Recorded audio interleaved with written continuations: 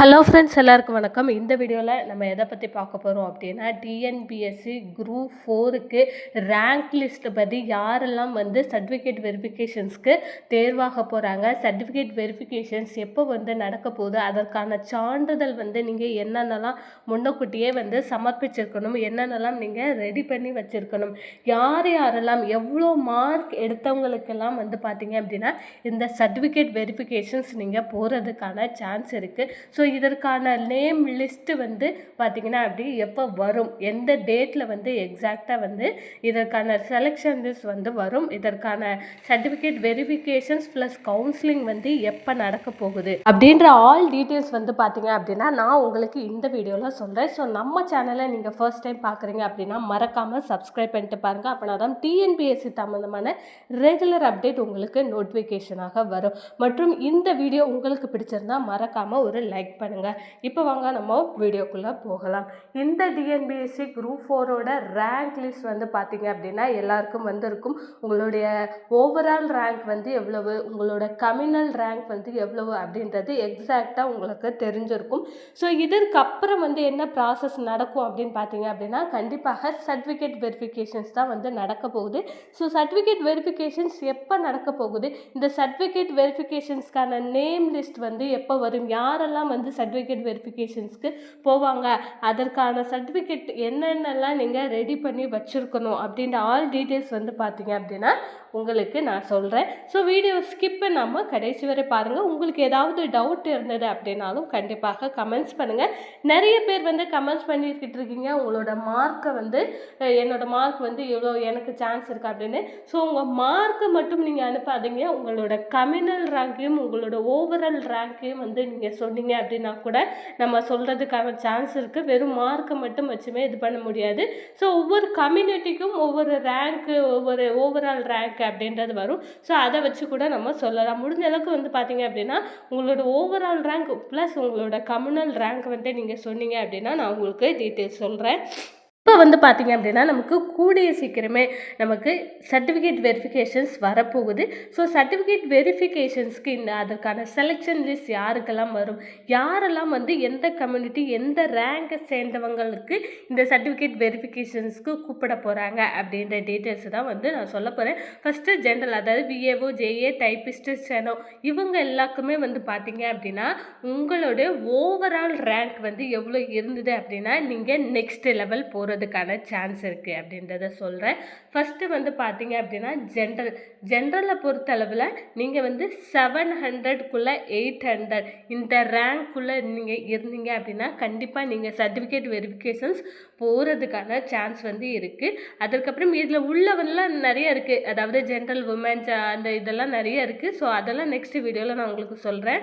இதான் பார்த்தீங்க அப்படின்னா பிசியை பொறுத்தளவில் 619லேருந்து 1000 ரேங்க் வரை, எம்பிசி 470லேருந்து 800, பிசிஎம் 80லேருந்து 180 ஓவரால் ரேங்க் நீங்கள் இருந்தீங்க அப்படின்னா நீங்கள் சர்டிஃபிகேட் வெரிஃபிகேஷன்ஸ் போகிறதுக்கான சான்ஸ் இருக்குது.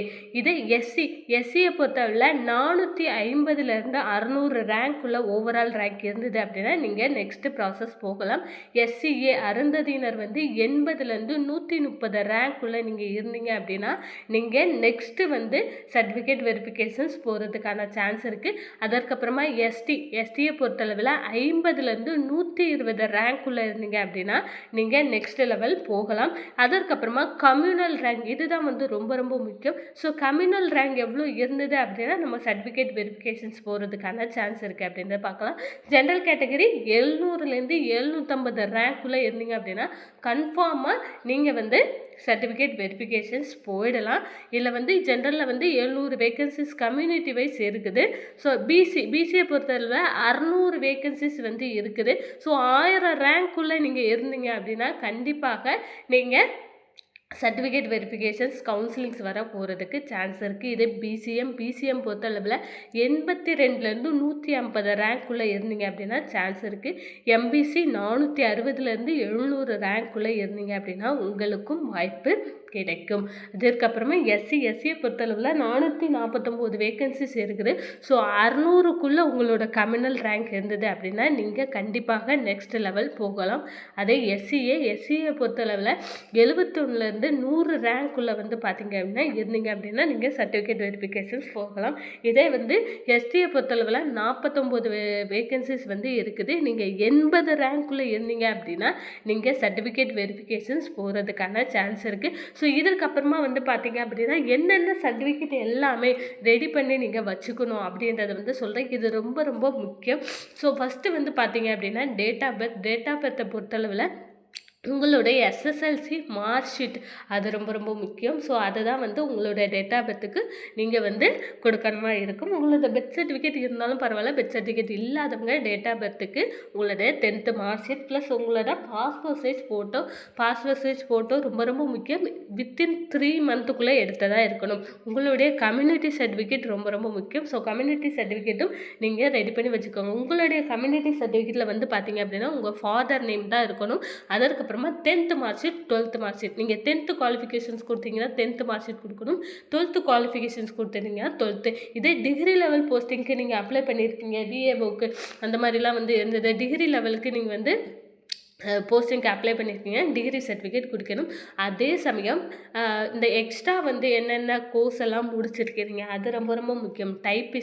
டைப்பிஸ்ட்டில் வந்து நீங்கள் டைப் 1 டைப் 2 டைப் 3 அப்படின்றத வந்து கண்டிப்பாக நீங்கள் அப்லோட் பண்ணுமா இருக்கும். அதுக்கப்புறம் ஸ்டெனோவுக்கு நீங்கள் அப்ளை பண்ணியிருக்கீங்க அப்படின்னா ஸ்டெனோ டைப்பிஸ்ட் சர்டிஃபிகேட் வந்து கண்டிப்பாக கொடுக்கணும். இதே கம்ப்யூட்டர் கோர்ஸ் எதாவது முடிச்சிருக்கிறீங்க, டேட்டா என்ட்ரி இந்த மாதிரிலாம் இருந்தாலும் டேட்டா என்ட்ரி ஆப்ரேட்டருக்குன்னு புதுசாக ஒரு போஸ்டிங்ஸ் வந்து இருக்குது. ஸோ அதுலேயுமே வந்து பார்த்தீங்க அப்படின்னா உங்களுக்கு வாய்ப்பு கிடைக்கும். ஸோ டேட்டா என்ட்ரி அப்படின்னா நீங்கள் அதற்கான டேட்டா என்ட்ரி சர்டிஃபிகேட்டை நீங்கள் அப்லோட் பண்ணலாம். அதுக்கப்புறம் முக்கியமான ஒரு விஷயம் பிஎஸ்டிஎம் வந்து யாரெல்லாம் முடிச்சிருக்கிறீங்களோ அது வந்து பார்த்தீங்க அப்படின்னா நமக்கு வேகன்சிஸ் நமக்கு வந்து வேலை கிடைக்கக்கூடிய வாய்ப்பை வந்து அதிகரித்து கொடுக்கும். அதே மாதிரி எக்ஸ் சர்வீஸ் மேன், இந்த கோட்டா சீட்லலாம் வரவங்க ஸோ எக்ஸ் சர்வீஸ் மேன் அப்படின்னா எக்ஸ் சர்வீஸ் ஆர்மிக்குன்னு அதற்கான சர்டிஃபிகேட் நீங்கள் அப்லோட் பண்ணுமா இருக்கும். ப்ரையாரிட்டி சர்டிஃபிகேட் என்னென்ன முன்னுரிமையெல்லாம் உங்ககிட்ட வச்சுருக்கிறீங்களோ அதற்கான சர்டிஃபிகேட் எல்லாமே ஒரிஜினல் வந்து ஸ்கேன் பண்ணும். அதுதான் வந்து ரொம்ப முக்கியம் ஃப்ரெண்ட்ஸ். ஒரிஜினலை ஸ்கேன் பண்ணி அனுப்பணுமா இருக்கும். ஸோ அதற்கான டேட் வந்து பார்த்திங்க அப்படின்னா